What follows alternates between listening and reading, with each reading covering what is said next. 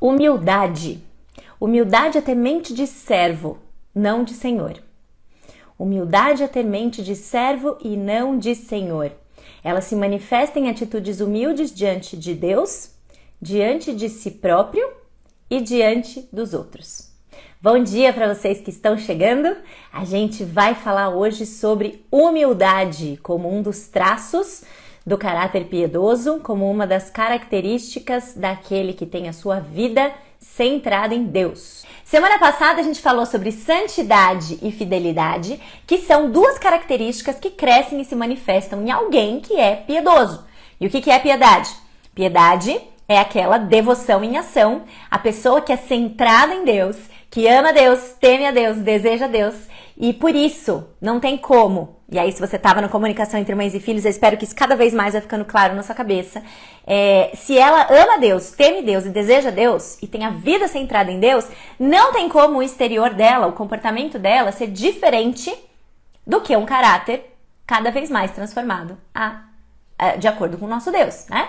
Então, alguém que se exercita na piedade, que vive uma devoção em ação, tem uma vida exterior, tem comportamentos exteriores que resultam em ação de santidade, que foi o que a gente já viu, e a santidade é definida pelo Bridges como alguém sem pecado.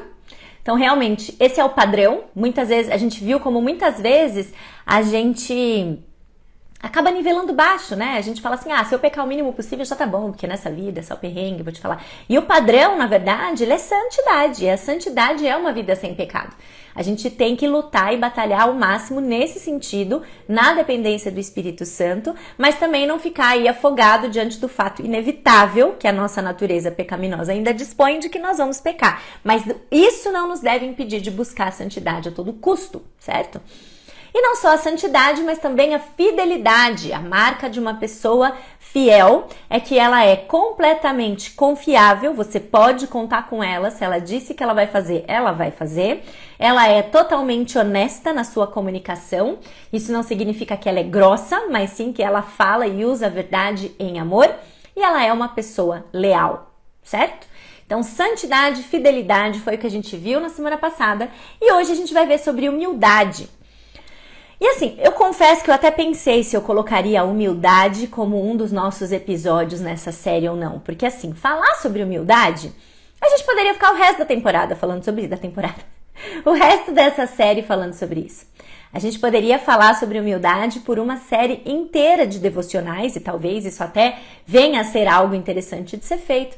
Mas nesse episódio aqui, nesses poucos minutos, 30, 35 minutinhos aí que a gente vai ter junto, eu quero ficar especificamente só no que o Jerry Bridges nos apresenta no livro Exercita-te na Piedade. Então tem muito material, eu já vou até mostrar alguns outros para vocês, mas eu vou me basear naquilo que ele coloca aqui. Eu achei interessante, uma abordagem um pouco diferente daquelas que eu já tinha lido em outros livros. Então achei interessante falar sobre humildade a partir dessa perspectiva, para que a gente tenha mais um conteúdo, mas sempre com a certeza de que conteúdo sobre humildade nunca é demais. Então eu não espero que você saia desse episódio hoje falando assim, não, beleza, dominei o assunto humildade, bora praticar. Tem muito mais a ser dito, tá? Já podemos mudar muitas coisas em nossa conduta a partir de hoje, mas tem muito mais para ser dito. Tanto é que eu trouxe aqui 3 recursos adicionais para quem tem o desejo de crescer ou saber mais sobre isso. O primeiro deles, gente, se você é velho de guerra aqui, esse aqui você já conhece, tô tentando desviar do reflexo. Do Orgulho à Humildade, um livrinho pequenininho. Cadê O pessoal do clube sabe que eu meço as coisas por caneta Bic. Mas assim, vamos pegar um livro normal e vamos pegar esse daqui, Do Orgulho à Humildade. É um livretinho pequenininho, escrito pelo Stuart Scott. Mas não se iluda pelo tamanho, porque esse livrinho pequenininho é palavra por palavra, atrás de palavra, de exortação e confrontação ao seu e o meu coraçãozinho orgulhoso. Ele foi escrito, ele está publicado pela editora Fiel hoje, por meio de uma parceria com a ABCB, que é a Associação Brasileira... a Associação Brasileira de Conselheiros Bíblicos. Esse é um livrinho muito bom, um livrinho valioso, precioso. Eu já usei ele em outras eu tô na dúvida se foram uma ou duas oportunidades que a gente já falou sobre orgulho. Na série Embaixo do Tapete tem um episódio só sobre orgulho, em que não só eu usei o Pecados Intocáveis, mas esse livrinho também. E esse aqui é um material bastante bom, tá? Então fica aí a minha indicação do Orgulho à Humildade, Stuart Scott. O outro livro é esse daqui. Humildade, a Verdadeira Grandeza. Esse daqui, eu vou ser sincera com vocês, eu não li o livro inteiro ainda, mas ele é um livro que já está rodando por aí há bastante tempo. Foi escrito pelo C.J. Mahoney, publicado também pela editora Fiel, endossado pelo Jerry Bridges. Veja o endosso do Jerry Bridges a esse livro. Uma admoestação muito necessária que desperta nossa atenção quanto a este importante assunto. Recomendo enfaticamente este livro. Certo? Veja só, o Mark Dever, que é o grande fundador aí, um dos responsáveis pelo movimento 9 Marcas da Igreja Saudável, ele também endossa e diz o seguinte: C.J. Mahoney não é humilde. Pelo menos é isso que ele dirá a você. Essa é uma das razões que tanto o qualificam para escrever este livro. Um livro bacana, Humildade, Verdadeira Grandeza, editora Fiel, C.J. Mahoney. E o último é um livro ainda não traduzido para o português, que é esse livro aqui, Humility, The Forgotten Virtue. Humildade, a Virtude Esquecida. Escrito pelo Wayne Mack em parceria com o seu... Não lembro agora se é filho ou irmão, Joshua Mack, porque eu já li faz bastante tempo e esse livro aqui é um daqueles livros assim que... Sabe aquele meme que você vai grifar só as partes mais importantes? Aí quando você vê, você só não grifou a palavra sumário, o resto do livro tá todo grifado. É mais ou menos o caso desse daqui, tá bom? Esse aqui é um livrinho mais antigo. Eu comprei solteira ainda em 2007, quando visitei o Sacha nos Estados Unidos, na super livraria que a igreja dele lá dispunha. Ou a cidade, já nem lembro. Mas enfim, comprei há tudo isso de tempo, então não sei se ele ainda está disponível para você que deseja este livro em inglês, mas ele é um livrinho muito bom, como tudo que o Wayne Mack escreve é. Então, se você quiser saber mais sobre esse assunto de humildade, tá aí algumas dicas. Agora vamos para o nosso aqui e deixa eu lembrar vocês que agora... avisar vocês que o livro está disponível, tá bom? Acabando essa live eu vou colocar o link nos stories para vocês. Eu recebi ontem a confirmação da Aguimar, da editora Monergismo, que os livros estão prontos, disponíveis para venda na editora Monergismo, na Amazon e em breve em outras livrarias também. Então, a minha recomendação em relação a este livro aqui, ela é enfática, tá bom? Esse livro é muito bom. Exercita-te na piedade. Falar de humildade, gente, é interessante nesse contexto em que a gente está discutindo piedade e a necessidade da gente espelhar os atributos do caráter de Deus. Por quê? Porque humildade, olha que interessante, eu nunca tinha pensado nisso, foi a visão do Bridges que me despertou para esse fato. A humildade, ela não é um dos atributos de Deus. Se você parar para pensar, falando, não, Deus é humilde. Não te dá assim um... Hã? Repete. Aí, porque senão a gente até poderia, então é isso, e é incomunicável, ele não deseja que eu espelhe esse atributo. Não! Se a gente olhar para a pessoa de Deus, do nosso Senhor, Deus Pai, ele não é humilde. A humildade, ela é um traço de caráter que é característico não do Criador, mas da criatura. Então, quando a gente entra numa conversa em que a gente deve se tornar cada vez mais semelhante a Deus, né? Aí espelhar, porque nós somos seus representantes aqui na Terra, a humildade, ela fica meio ali, tipo, tá, mas Deus não é humilde, certo? Porque a humildade, ela é um traço da criatura e não do Criador. Mas talvez seja uma virtude que a gente deve ter que reflete reverência diante de todos os atributos que Deus tem e que não nos cabe, não conseguimos espelhar. Porque a gente olha para a majestade de Deus, a gente entende o tamanho da sua glória e majestade e a nossa postura é inevitavelmente ir para o nosso lugar, certo? Mas não é assim, Deus é humilde, então eu devo ser também, certo? Deus não é humilde.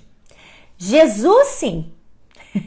Jesus sim, ele se apresenta como manso e humilde de coração, mas a humildade de Jesus, a humildade manifesta no Deus Filho, ela estava atrelada à sua experiência humana, não à sua experiência como Deus.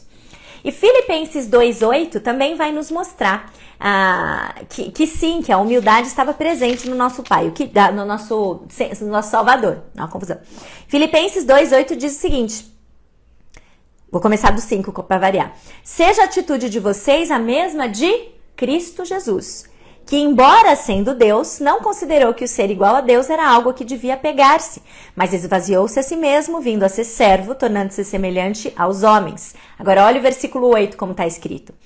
E sendo encontrado em forma humana, humilhou-se a si mesmo e foi obediente até a morte, morte de cruz. Sendo encontrado em forma humana, Deus Filho se humilha, certo?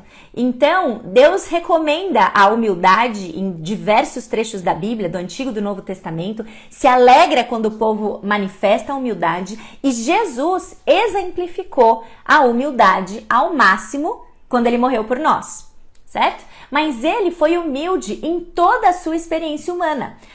Lembram-se de Jesus, 100% Deus, 100% homem. Na sua experiência humana, ele foi humilde, mostrando esse um traço de caráter que nós devemos espelhar do nosso Salvador Jesus Cristo.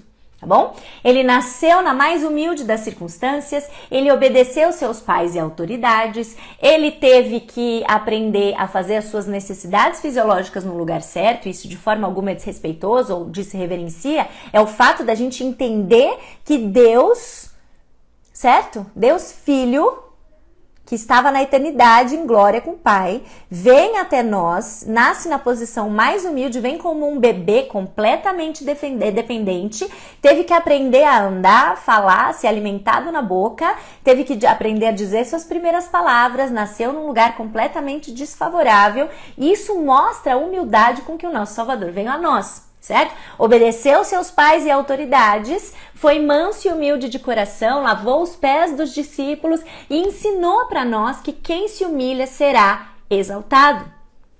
Então, ainda que a gente não possa dizer que a humildade é um atributo de Deus comunicável, nós não podemos duvidar de que essa é uma virtude que nos torna e muito semelhante a Cristo.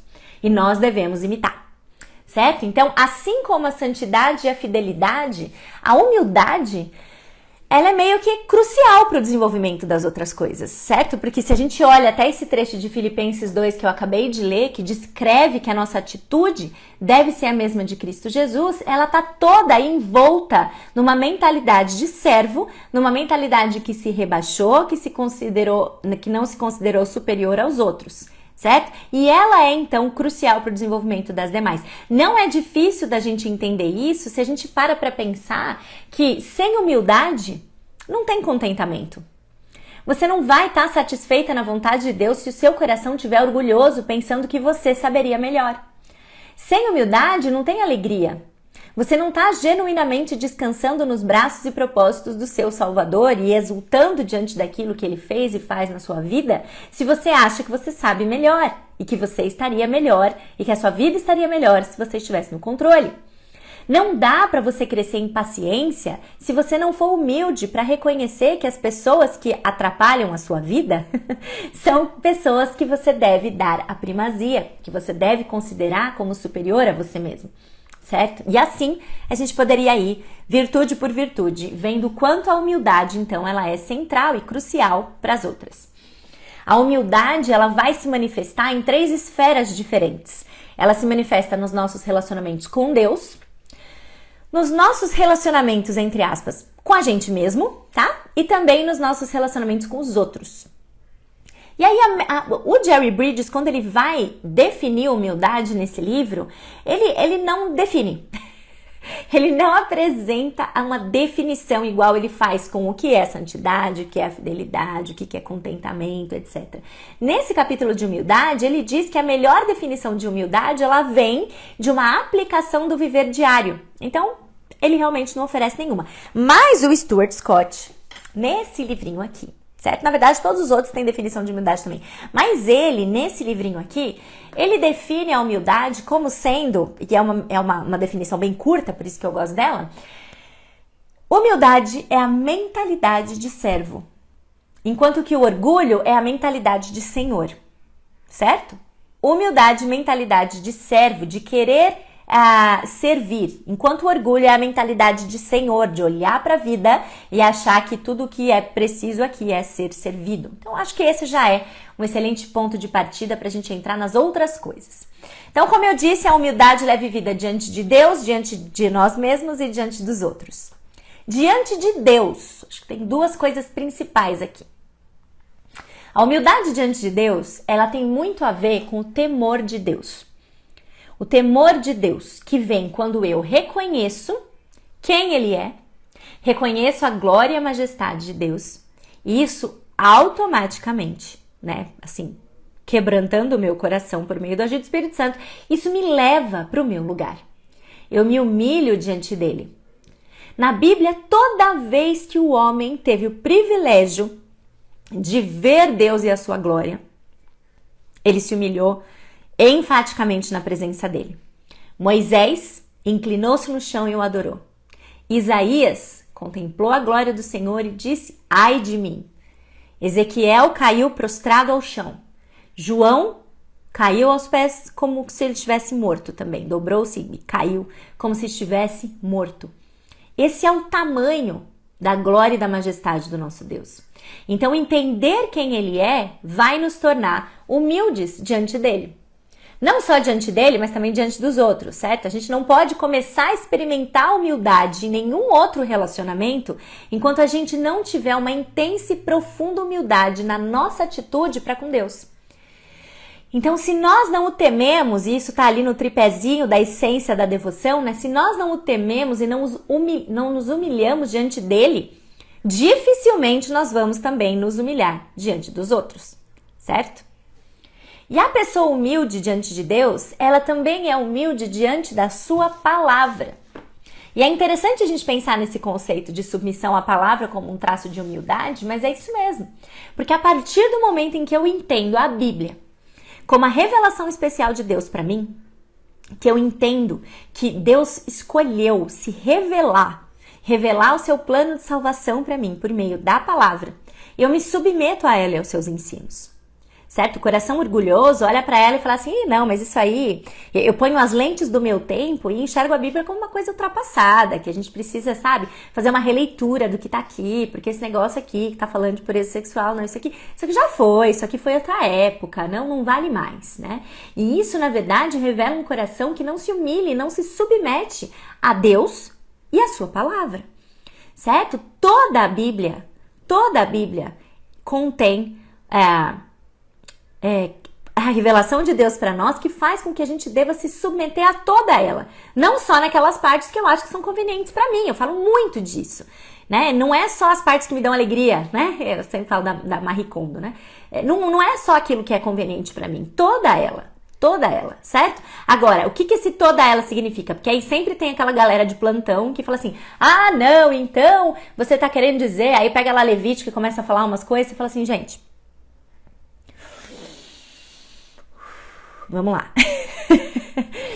A Bíblia, ela não é o nosso manual de instrução. A gente não pode olhar para ela como se ela fosse um manual ou uma lista telefônica em que eu pego coisas isoladas ali e saio fazendo achando que é isso que é para fazer, certo? A Bíblia, ela é uma história.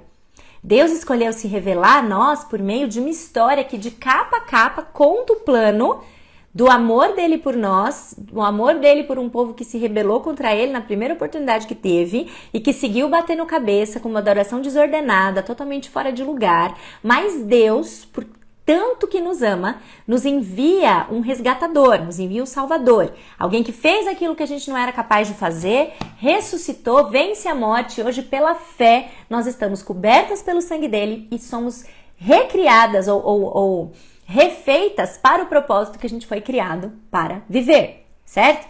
Então, tudo que está na Bíblia deve ser lido e enxergado à luz desse contexto, pensando em que momento da história isso está.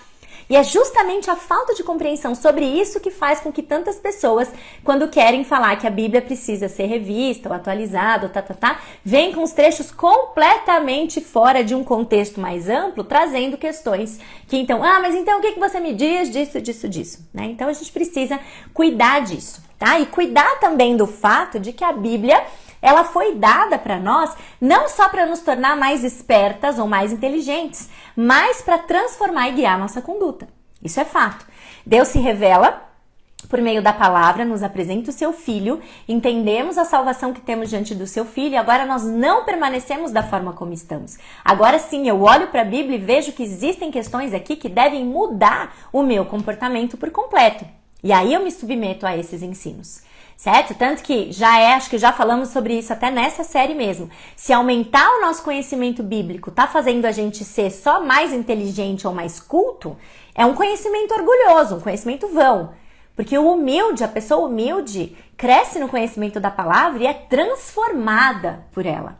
É transformado por ela. Não alguém que só fala assim, não, eu já li a Bíblia várias vezes, eu entendo, sabe, conhece, cita, né? Existem tantas pessoas hoje na internet que se declaram abertamente ateus ou agnósticos e citam trechos da Bíblia de fazer muito cristão passar vergonha. Mas o que acontece? Qual que é o problema ali? É uma leitura meramente orgulhosa, intelectual, né, que faz deles pessoas que podem se gabar de serem conhecedores da Bíblia, mas não têm a humildade de se dobrar diante do Deus criador da Bíblia, criador de tudo, autor da Bíblia e que transforma a nossa vida.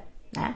Então, a pessoa humilde diante da palavra, não só ela transforma a nossa conduta, mas também tem um outro ponto importante aqui. A humildade também é notada nas doutrinas da pessoa humilde diante da palavra. Humildade na nossa doutrina, esse é um assunto que nas redes sociais rende assim bastante.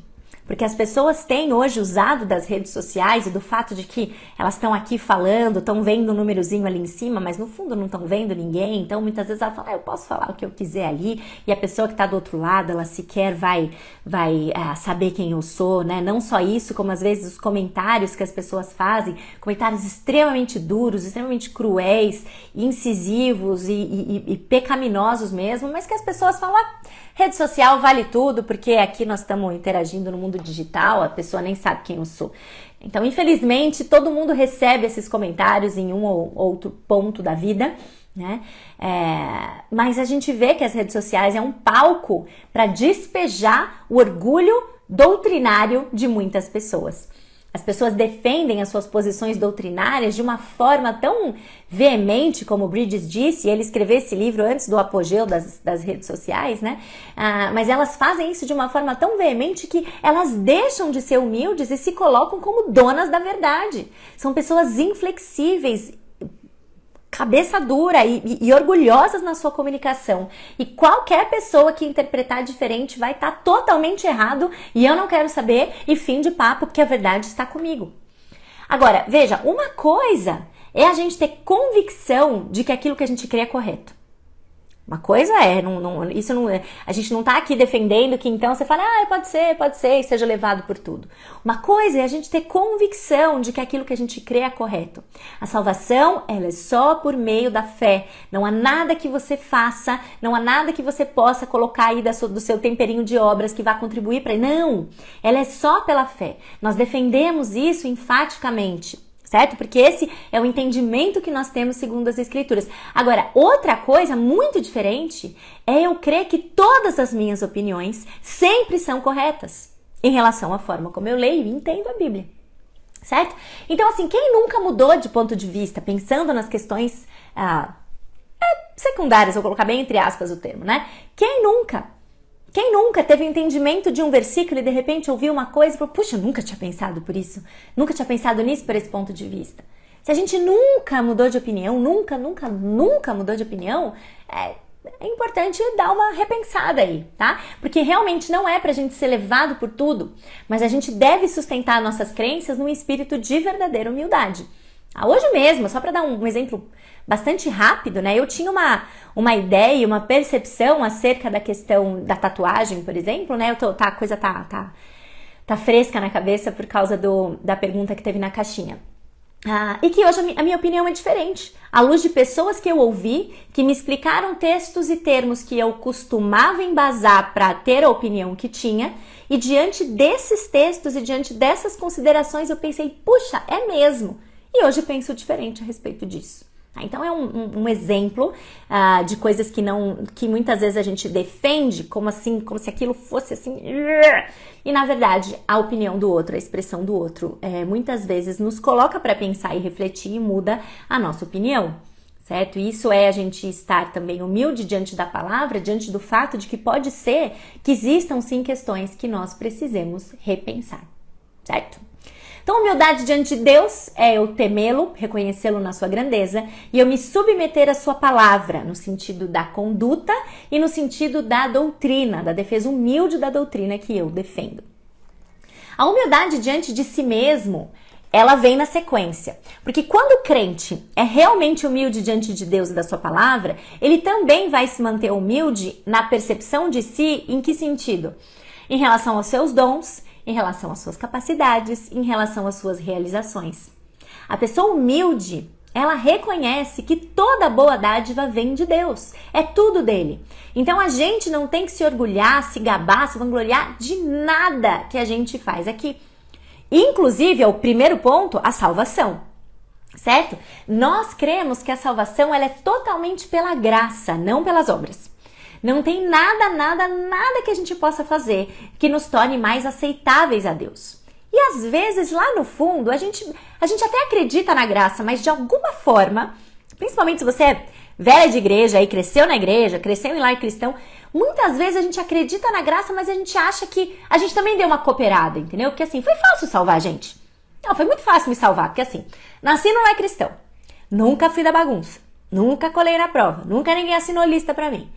Namorei pouquíssimo, certo? Você começa a criar umas coisas, uns estereótipos, assim, não ia na balada, não entrei no mundão das drogas, nem nada. Então assim, sabe esses clichês? Muitas vezes são clichês de orgulho puro. Orgulho puro. Não tem nada a ver com você. Não tem nada a ver com você. Você não cooperou em nada para que a graça salvadora de Jesus te alcançasse. Entendeu? Entendeu, alecrim? E tem muito alecrim nascido em lar cristão na igreja. Que acha assim, falei, puxa, e outra forma que a gente vê isso muitas vezes é quando a gente ouve aqueles testemunhos impactantes, né, de pessoas que talvez tenham, nossa, cumprido, dado bingo em tudo isso aí que a gente falou, por exemplo, e aí a gente olha e fala assim, puxa, mas Deus agiu na vida dele, e na minha praticamente não precisou, entendeu? Que eu já estava aí o tempo todo. Gente, isso é orgulho! Um orgulho absurdo de você achar que a graça que o outro precisava não era a mesma que você desesperadamente precisava também. Então entenda isso. Se você ainda tem resquícios de alecrim lar cristão na sua cabeça, não existe nada que você tenha feito que tenha contribuído para que a graça de Jesus te alcançasse ou te salvasse. Bom, todos nós somos pecadores miseráveis, desesperadamente necessitados da graça de Deus. E isso nos humilha em relação principalmente ao tamanho da salvação que a gente recebeu. Lembra de Paulo, lá em 1 Timóteo 1,15, ele diz, Cristo Jesus veio ao mundo para salvar os pecadores, dos quais eu sou o pior. Paulo nunca se comparou de forma favorável em relação aos incrédulos que andavam com ele. Ele não falou, olha, Cristo Jesus veio ao mundo para salvar os pecadores e vocês devem ter dado uma trabalheira. Para mim foi mais tranquilo, porque eu sempre estava ali zeloso e tal. Não existe isso. Não existe isso. Quebra o orgulhinho lar cristão aí, precisa ser quebrado, tá bom? Ele tinha, Paulo, e Paulo nem era do lar cristão, né? Tô trazendo pra nós aqui, mas Paulo, ele tinha total consciência de que a graça de Deus era suficiente para alcançar até mesmo ele.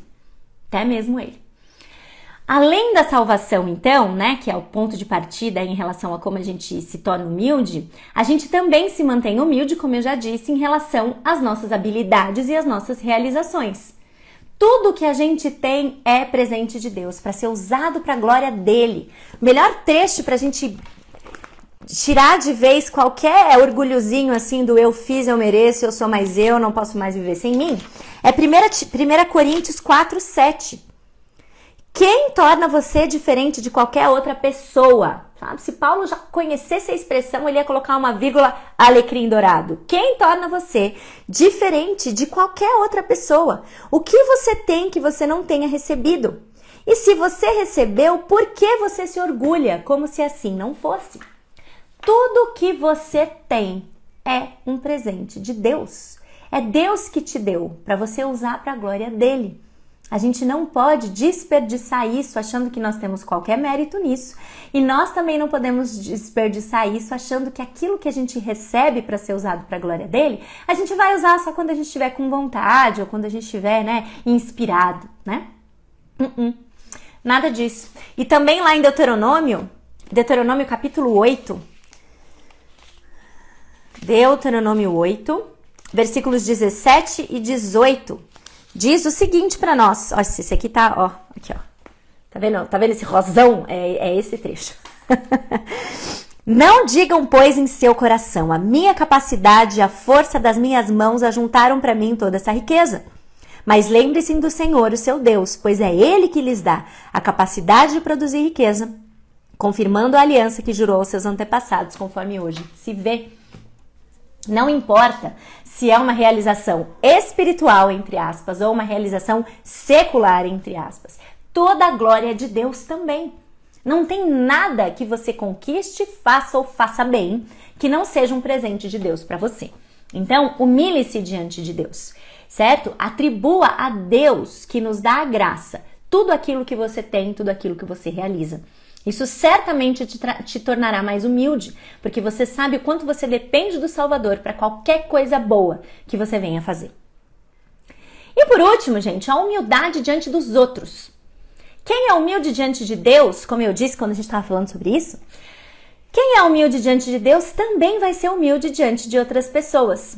E isso se manifesta de 3 formas diferentes. A primeira, sujeitai-vos uns aos outros. Submissão mútua.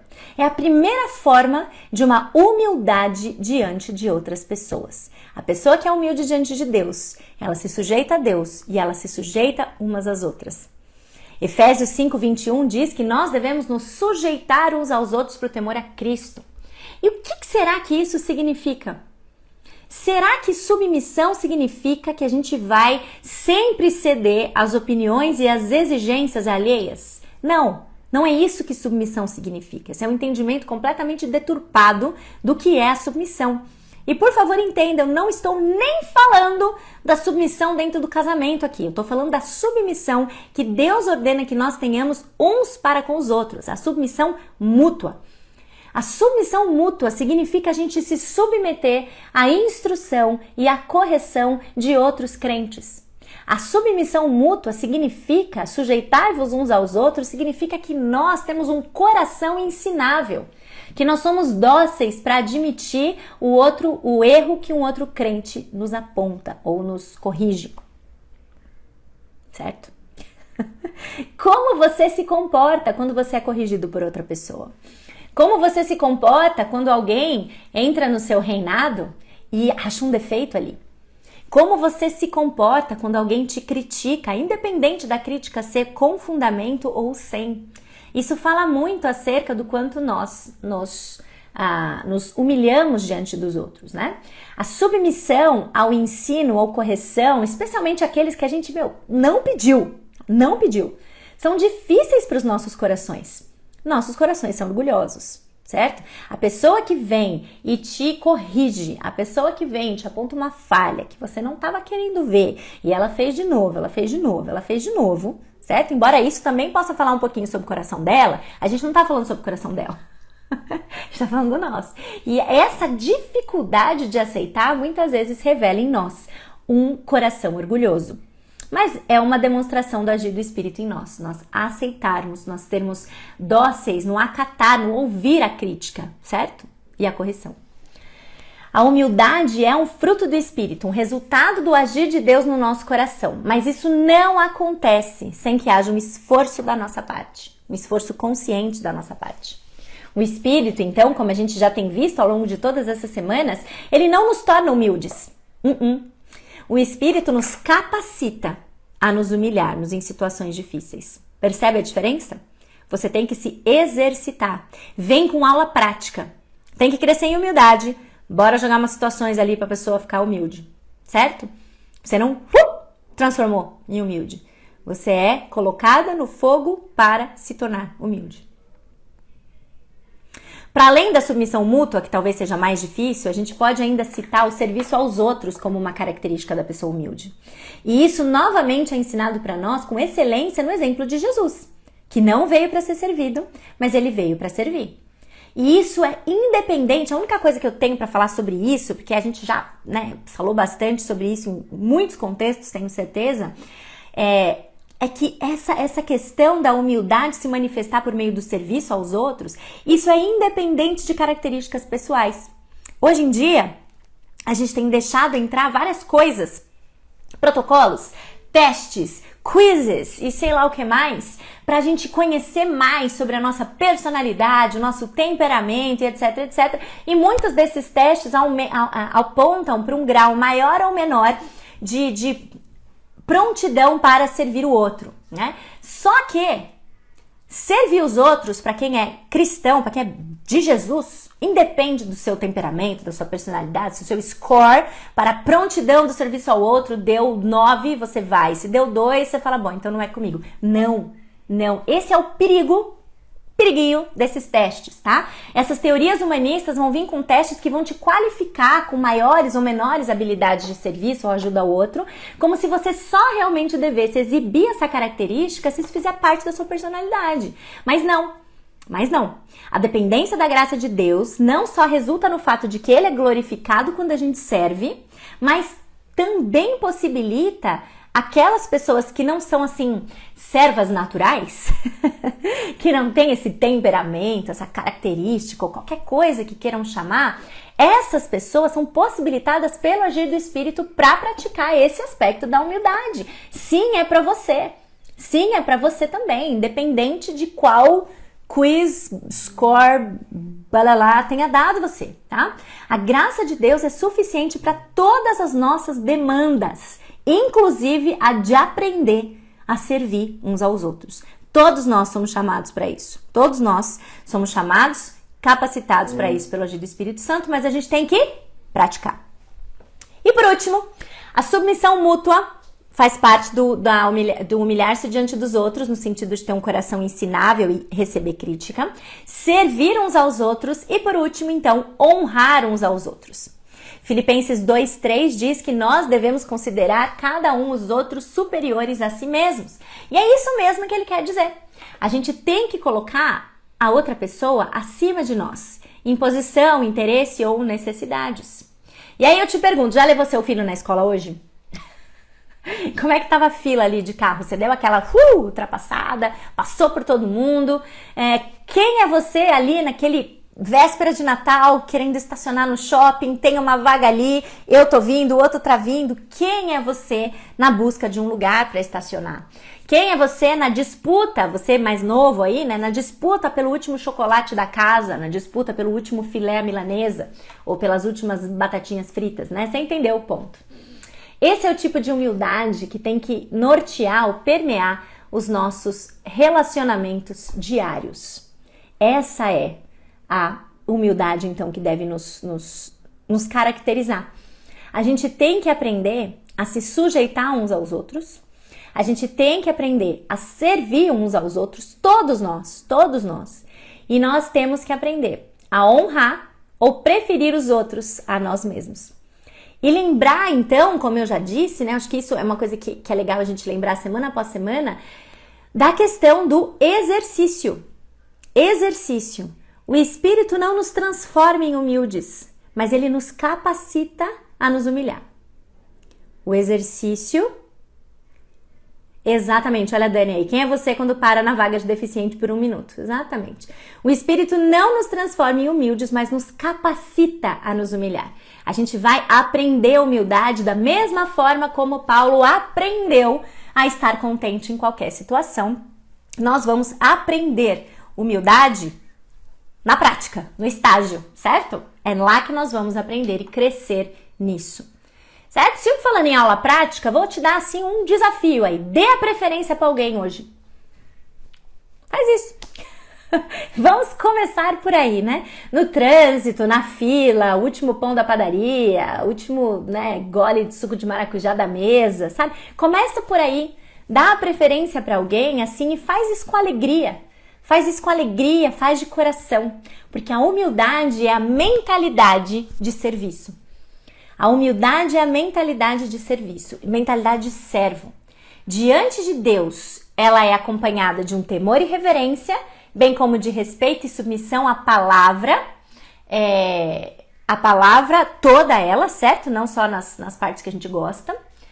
A humildade diante de si próprio reconhece que nós somos merecedores de nada, que tudo mesmo vem de Deus.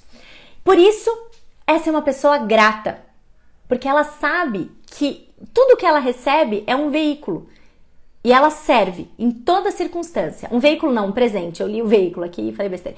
Ela serve em toda circunstância porque ela reconhece que tudo que ela tem é um presente, certo? Então ela, em atitude humilde, ela segue. E diante dos outros, ela é aquela pessoa que aceita ou acata a repreensão, que serve os outros e que honra os outros também. Beleza, gente? Que Deus nos abençoe, então. Gratidão e alegria é o nosso tema da semana que vem. Eu espero vocês. Um beijo e até a próxima. Boa semana para vocês, dando preferência aos outros, servindo e etc. Beijos.